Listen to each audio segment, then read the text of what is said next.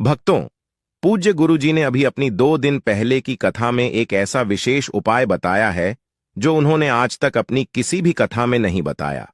पूज्य गुरुजी ने कहा कि जब आपके हाथ तंग चल रहे हो, जब रुपए पैसे कहीं से प्राप्त ही ना हो पा रहे हो, जीवन में चारों तरफ से सिर्फ और सिर्फ परेशानियां आ गई हो, उनसे बाहर निकलने का कोई रास्ता ना दिखाई पड़ रहा हो, व्यापार फैक्ट्री, नौकरी दुकान या कुछ भी ना चल रहा हो, चारों तरफ से नुकसान ही नुकसान हो रहा हो, तो आपको यह एक उपाय सिर्फ 1 दिन कर लेना है।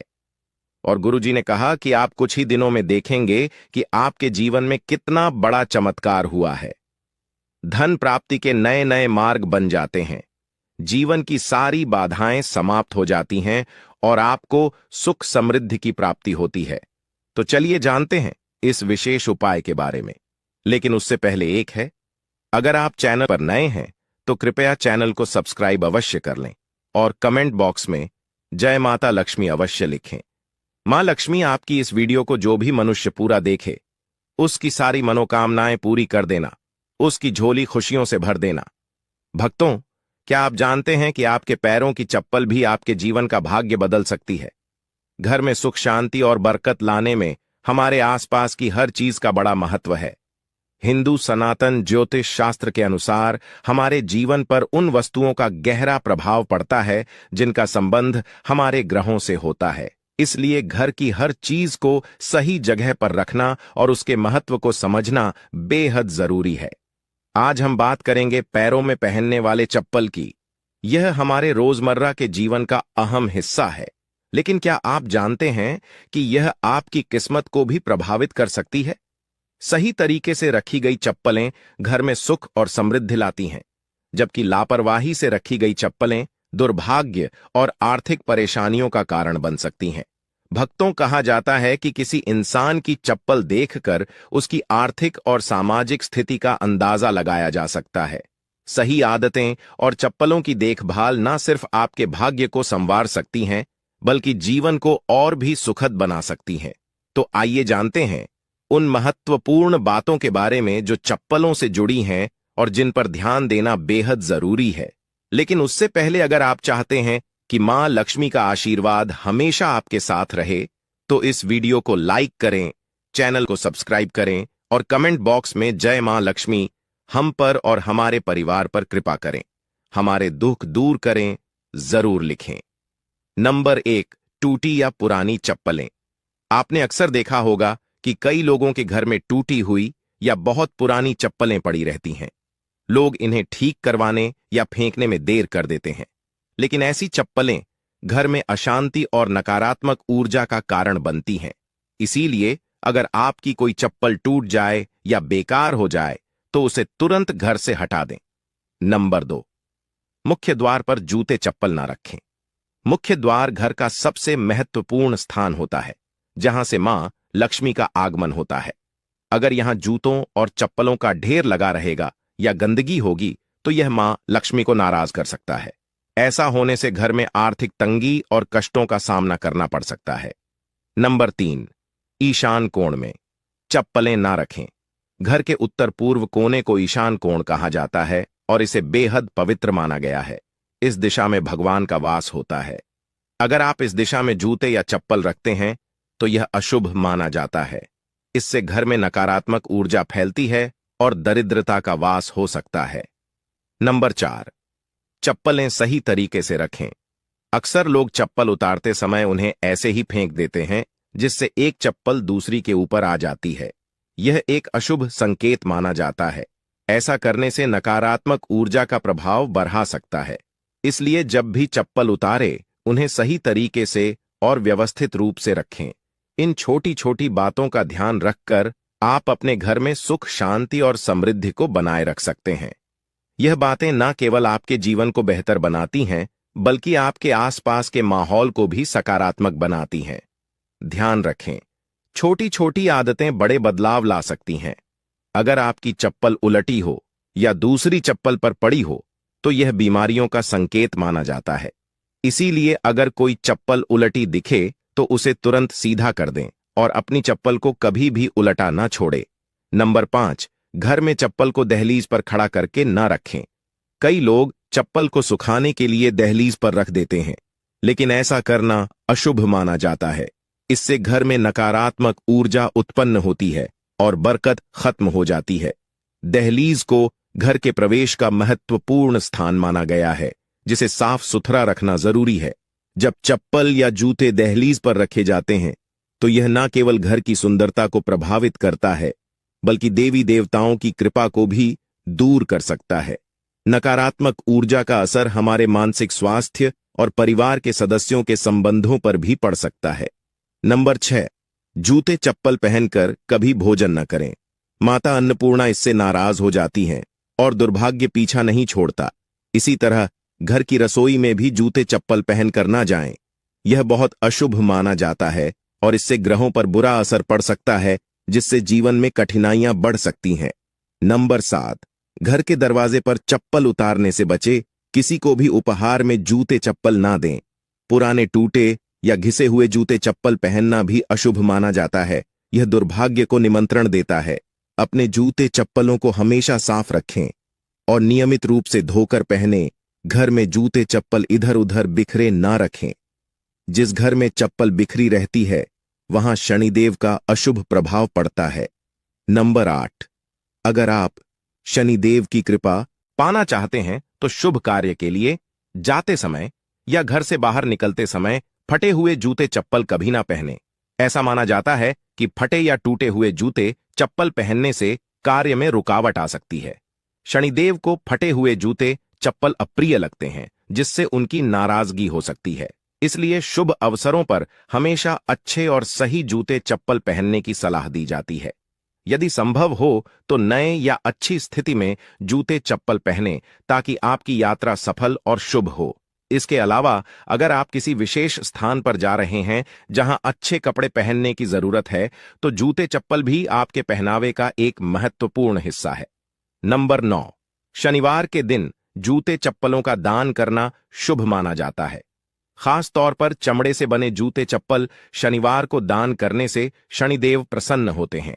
ऐसा माना जाता है कि यह दान इंसान की आर्थिक स्थिति सुधार है और जीवन की बाधाओं को दूर करता है। अलावा दान करने से इंसान के पाप कम होते हैं और पुण्य में वृद्धि होती है। यह न केवल मानसिक शांति देता है, बल्कि संतोष और आत्मिक प्रसन्नता भी प्रदान करता है।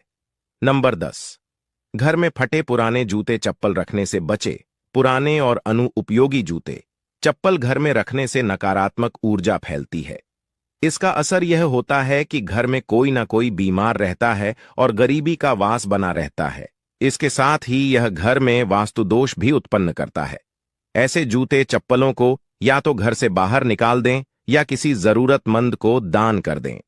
नंबर 11, जिन लोगों की कुंडली में शनि ग्रह भारी होता है या जिनकी ग्रह दशा में शनि की 7.5 चल रही होती है, उनके लिए यह उपाय विशेष लाभकारी हो सकते हैं।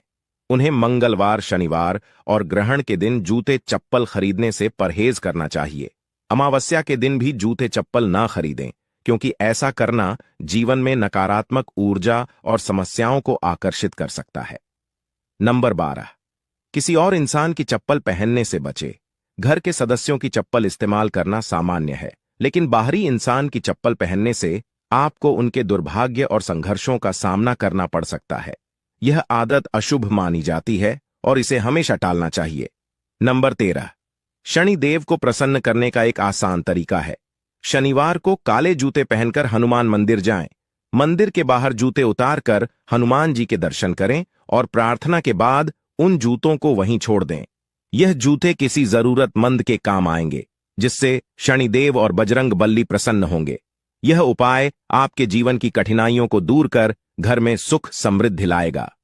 नंबर 14, अन्न और धन के भंडार वाले स्थान को पवित्र रखें। जहां घर का अनाज या धन रखा हो, वहां जूते चप्पल पहनकर कभी ना जाए। ऐसा करना अशुभ माना जाता है और इससे धन हानि या अन्य की बर्बादी हो सकती है। इन स्थानों को साफ सुथरा और जूते चप्पल रहित रखना बेहद जरूरी है। नंबर 15, पुराने और अनुपयोगी जूतों का उपाय। शनिवार के दिन अपने किसी पुराने या अनुपयोगी जूते पहनकर किसी चौराहे पर जाएं। वहां जूते उतारकर प्रार्थना करें कि आपकी धन संबंधी सभी समस्याएं इन जूतों के साथ समाप्त हो जाएं। प्रार्थना के बाद उन जूतों को वहीं छोड़कर घर लौट आए। यह उपाय आपके घर में बरकत और आर्थिक समृद्धि लाने में सहायक हो सकता है। आपके अन्न और धन के भंडार हमेशा भरे रहेंगे। भक्तों, घर के मंदिर में जो एक लोटा जल रखा जाता है, उसका क्या करें? घर के मंदिर का लोटा कैसा हो, पीतल का हो, तांबे का हो, और घर के मंदिर में जो एक लोटा जल रखा होता है, उस जल का हम क्या करें? कुछ लोग करते हैं गलती और बाद में पछताते हैं। ऐसी गलती आप कभी मत करना, नहीं तो कंगाल हो जाओगे, बर्बाद हो जाओगे। घर के मंदिर में एक लोटा जल ऐसे कभी मत रखना। साथ ही जानिए दीपक घर में कौन से पदार्थ का रखना चाहिए, तांबे का, लोहे का, पीतल का, कांसे या फिर स्टील का, कांच का या फिर माटी का।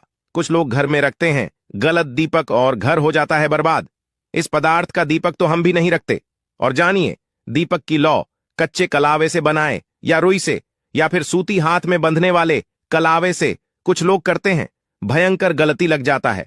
पितृदोष, शनि दोष काल, सर्प दोष, मंगल दोष, भयंकर से भयंकर गरीबी का दोष भी लग जाता है। भक्तों, कुछ लोग यहां पर ऐसे भी होंगे जो इस वीडियो को बीच में ही छोड़ देंगे।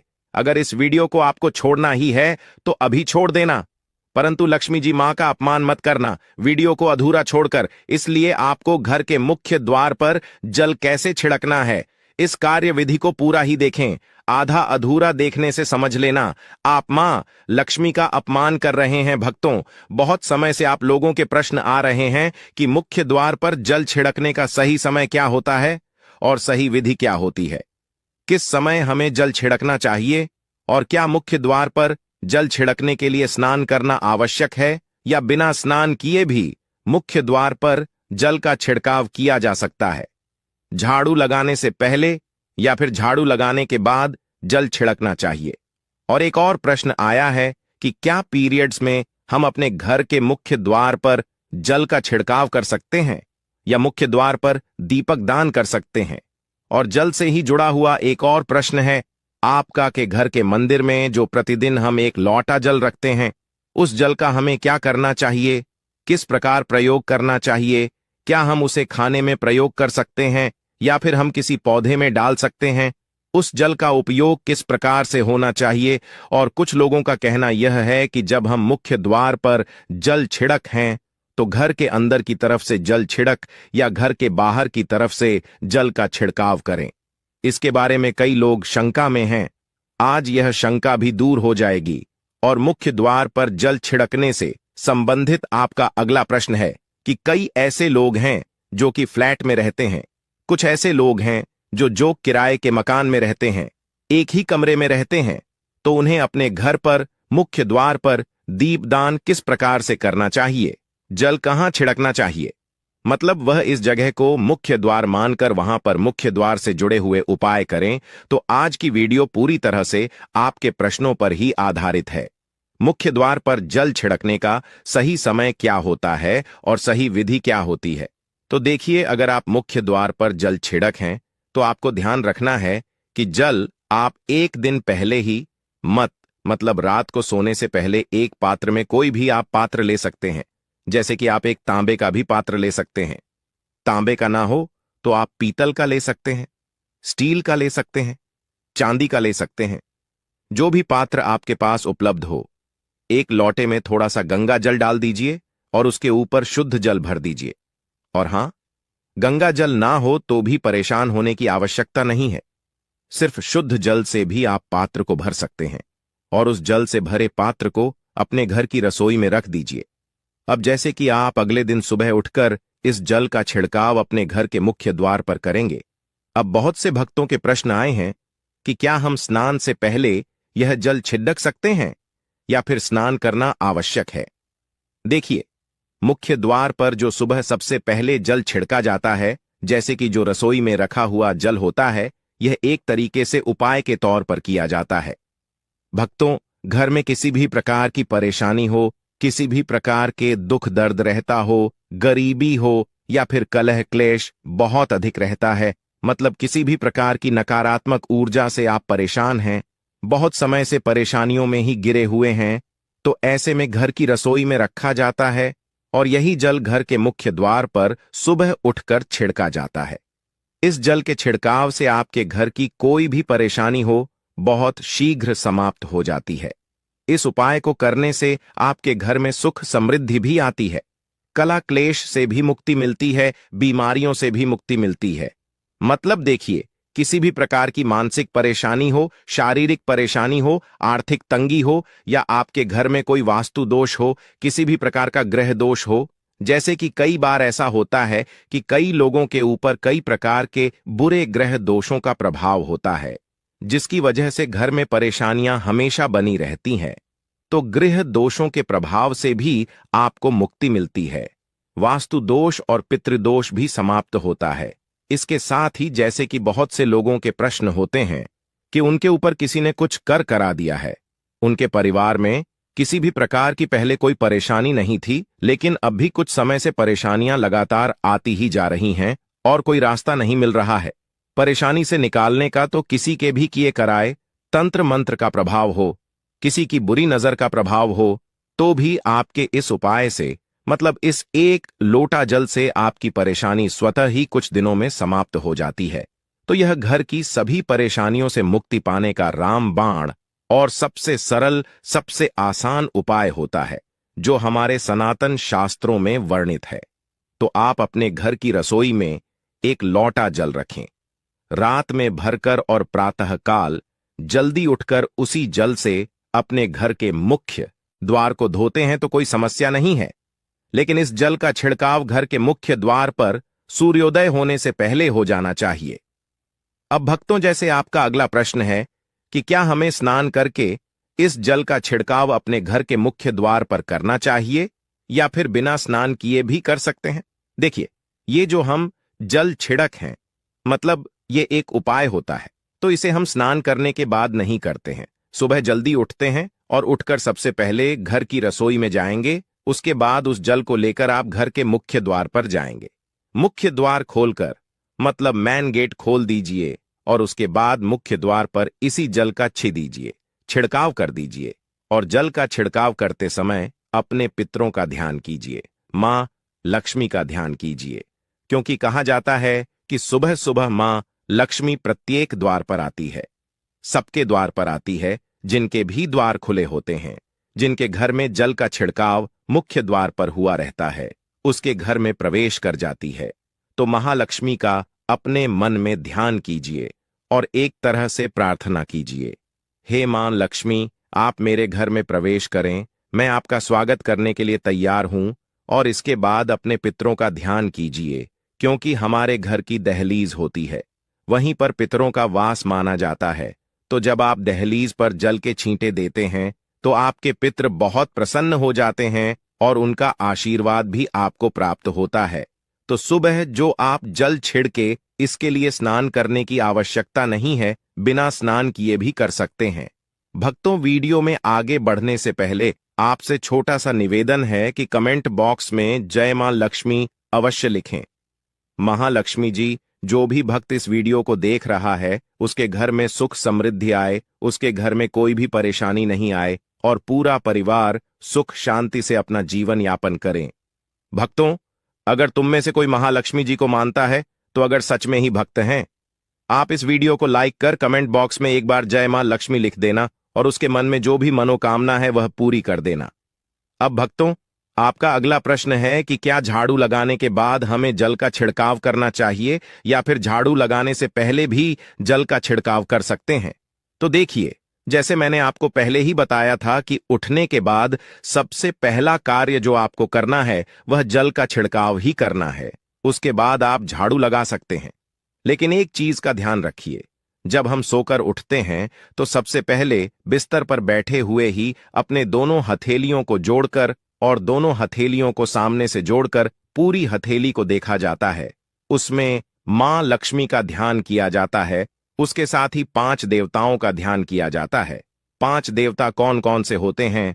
मां दुर्गा, भगवान शिव, भगवान श्री हरि विष्णु, गणपति गजानन और भगवान सूर्य देवता। 5 देवताओं का ध्यान हम अपने हाथों में ही करते हैं, हथेलियों में ही करते हैं। कराग्रे वस्ते, लक्ष्मी का मध्य, सरस्वती, कर मूल्यत ब्रह्मा प्रभाते कर दर्शम भक्तों। इस मंत्र का उच्चारण आप चाहे तो कर सकते हैं, नहीं करते हैं तो भी कोई बात नहीं। अपने इष्ट देव देवता का और 5 देवताओं का ध्यान अपनी हथेलियों में कर लीजिए।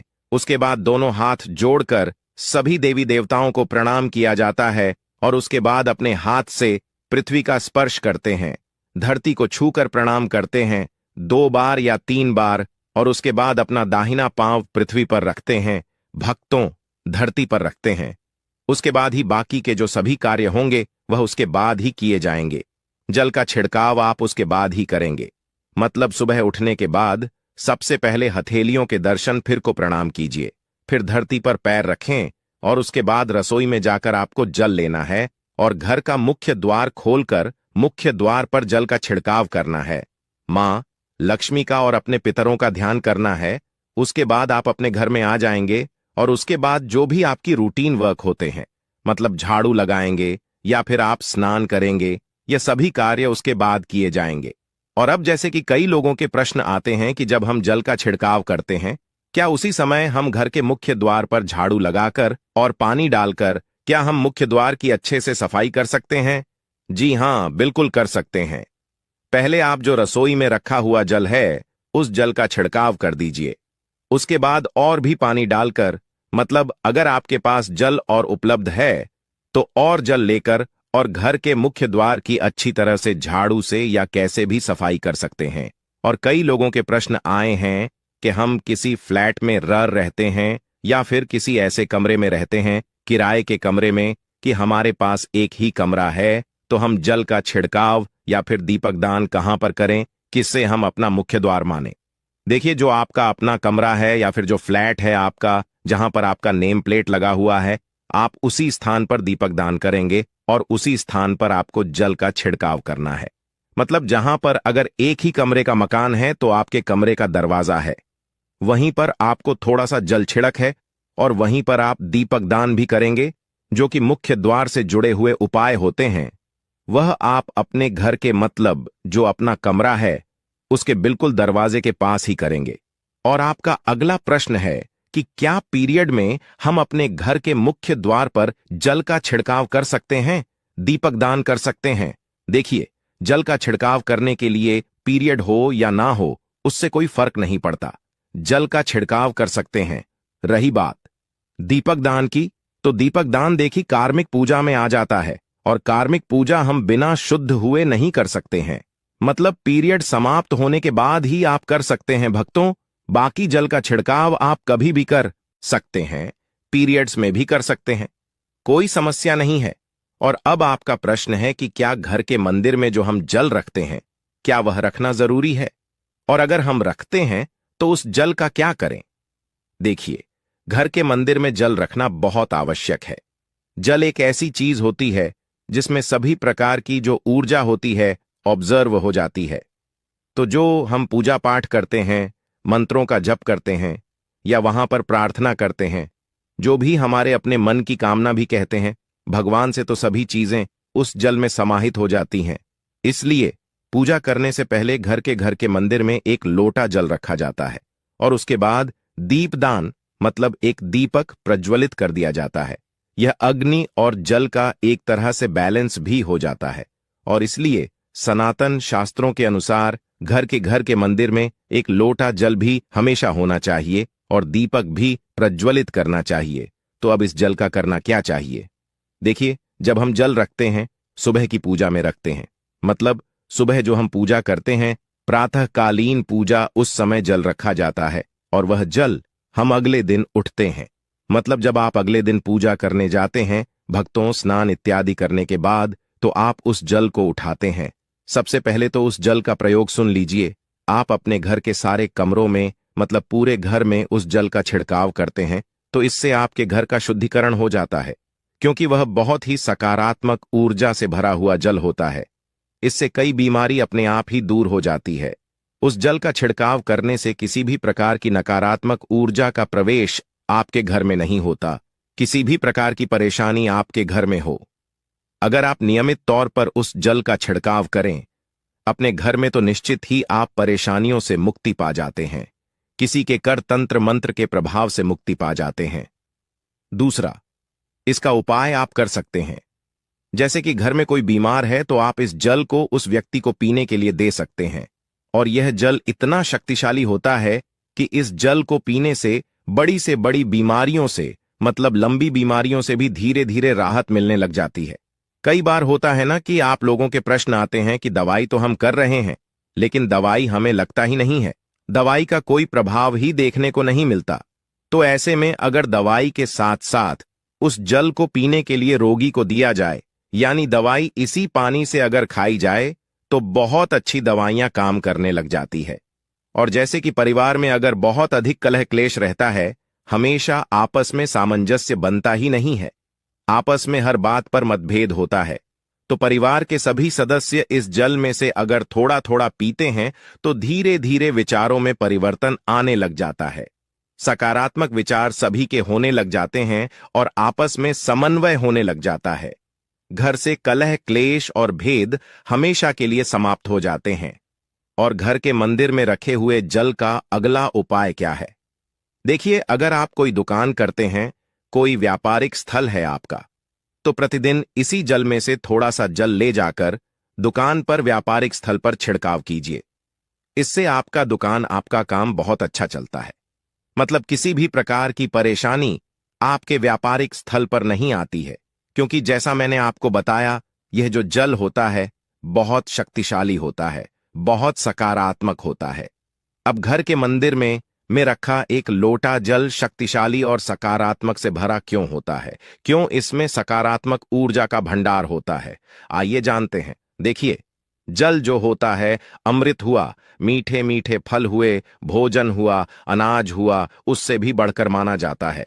देवी देवता आपके दिए हुए इसी जल को ग्रहण करते हैं। घर के मंदिर में एक लोटा जल रखना उतना ही जरूरी है जितना आप सुबह, दोपहर, शाम का भोजन करते हैं। जब हम भगवान की पूजा करते हैं और तांबे के पात्र में या पीतल के पात्र में एक लोटा जल जरूर रखते हैं। जल जो होता है सागर रूपी होता है, और यही सागर आपकी नया पार लगता है। घर के मंदिर में एक लोटा जल रखने का कारण एक और यह होता है कि जो लोग भगवान को डेली भोजन नहीं करा सकते, तो वह घर के मंदिर में एक लोटा जल रखते हैं ताकि भगवान इसे ग्रहण करें। और यह जल रूपी प्रसाद इसके अगले दिन, यह सुबह के समय आप प्रसाद समझकर ग्रहण करें। लेकिन याद रहे, घर के मंदिर में रखा लोटा जल कभी भी तुलसी में अर्पित नहीं करना चाहिए। उसके लिए आप अलग से तांबे के पत्र से तुलसी में जल अर्पित कर सकते हैं, क्योंकि यह जल सभी देवी देवता ग्रहण करते हैं, तो इसीलिए तुलसी में डालना वर्जित है। लेकिन हां, अगर आपके घर में लड्डू गोपाल है, राधा कृष्ण है, और आप एक लोटा जल उनके लिए अर्पित करते हैं, तो आप अगले दिन यानी सुबह के समय वह जल तुलसी में चढ़ा सकते हैं। घर के मंदिर में जो एक लोटा जल रखा होता है, उसके अगले यानी सुबह के समय आप इस जल से अपनी आंखें जरूर धोया करें। इससे आंखों में रोशनी बढ़ती है और आंखों में जितनी भी बीमारी आ जाती है वह दूर होती है। सनातन शास्त्रों के अनुसार जो लोग घर के मंदिर में एक लोटा जल भरकर नहीं रखते, तो उनके घर में अकाल पड़ जाता है, घर कंगाल हो जाता है, बर्बाद हो जाता है, परिवार में मुसीबतें आ जाती हैं और गरीबी का आगमन हो जाता है। आप चाहे तो एक लोटा जल में पुष्प आदि डालकर रख सकते हैं, बहुत ही शुभ माना जाता है। घर के मंदिर में जो जल रखा जाता है उससे हम और क्या क्या कर सकते हैं, आइए जानते हैं। तो इस जल का छिड़काव करने से बहुत सारी परेशानियां अपने आप ही समाप्त हो जाती हैं। जैसे अगर आपके दुकान पर किसी की नजर लगी है, बहुत से लोगों के प्रश्न आते हैं कि हमारे काम को किसी ने बांध दिया है, मतलब किसी की बुरी नजर ऐसी लग गई है कि पहले तो दुकान बहुत अच्छी चलती थी, अब नहीं चल रही है। तो आप इस उपाय को कर सकते हैं। निश्चित ही बहुत जल्द ही आपको परेशानियों से मुक्ति मिल जाती है और दिन दुगनी रात चौगुनी आपके व्यापार में तरक्की होती है। और हां, घर के मंदिर में रखे हुए जल को आप अपने घर की रसोई में खाना बनाने में, पीने में भी प्रयोग कर सकते हैं। लेकिन खाना बनाने में प्रयोग तभी कीजिए जबकि आपके घर में बिल्कुल सात्विक भोजन बनता हो। मतलब लहसुन प्याज अगर आपके घर में बनता हो तो खाना बनाने में इस जल का प्रयोग नहीं किया जा सकता है। फिर आप इस जल को थोड़ा थोड़ा परिवार के सदस्य मिलकर ग्रहण कर सकते हैं और बचे हुए जल को आप अपने घर में पौधों में डाल सकते हैं। तो देखिए, ऐसा नहीं है कि घर के मंदिर पर रखा हुआ जल बेकार होता है, किसी काम का नहीं होता है। बहुत सारे उपयोग इस जल के होते हैं। अगर हम सही तरीके से प्रयोग करें तो अपने जीवन की बहुत सारी परेशानियों का समाधान मात्र इस एक लोटा जल से हम कर सकते हैं। तो ध्यान रखिए कि मंत्रों से अभिमंत्रित जल बहुत महत्वपूर्ण होता है, बहुत शक्तिशाली होता है, और हमारे घर के मंदिर पर रखा हुआ जल देवताओं का आशीर्वाद होता है, क्योंकि पूरे समय वह देवताओं के पास होता है। देवी देवता वहां पर रहते हैं, तो उस जल में हर प्रकार की शक्ति समाहित होती है, जो कि सकारात्मक शक्तियां होती हैं। और इस जल का प्रयोग अगर हम सही तरीके से करते हैं, मतलब उसको पीने में करते हैं, खाना बनाने में करते हैं, घर में जल का छिड़काव करने में करते हैं, तो इससे हमारी समस्याओं का समाधान होता है। और अगर कोई भी कार्य नियमित तौर पर मतलब प्रतिदिन किया जाता है, तो उसका हमें लाभ प्राप्त होता है। कभी कभी करेंगे तो निश्चित ही आपको उतना लाभ दिखाई नहीं देगा, लेकिन अगर आप नियम बना लेंगे कि हर रोज उसी जल से घर में छिड़काव करना है, घर में प्रत्येक व्यक्ति को थोड़ा थोड़ा पीने के लिए देना है, बचे हुए जल को पौधों में डाल दीजिए, दुकान पर छिड़क दीजिए, अपने घर के व्यापारिक स्थल पर छिड़काव कीजिए, बच्चों की किताबों की जगह में अपने घर की तिजोरी में हर जगह इस जल का छिड़काव कीजिए और नियमित तौर पर कीजिए। चमत्कार आपको निश्चित ही देखने को मिलेगा। इसी प्रकार से जो रसोई में रखा हुआ जल होता है, उसका छिड़काव अपने घर के मुख्य द्वार पर कीजिए, तो इसका भी आपको लाभ बहुत बहुत ही शीघ्र दिखाई देगा। लेकिन इसे अपने रूटीन में शामिल करना होगा, प्रतिदिन नियम से यह कार्य करना होगा, तभी आपको लाभ देखने को मिलेंगे। और हां, कई लोगों के प्रश्न आते हैं कि घर के मंदिर पर जो रखा हुआ जल होता है, तो जब हम अगले दिन उठाते हैं तो उसमें कई बार कुछ चीजें पड़ जाती हैं, कोई कीड़े मकोड़े पड़े जाते हैं, क्योंकि खुला होता है।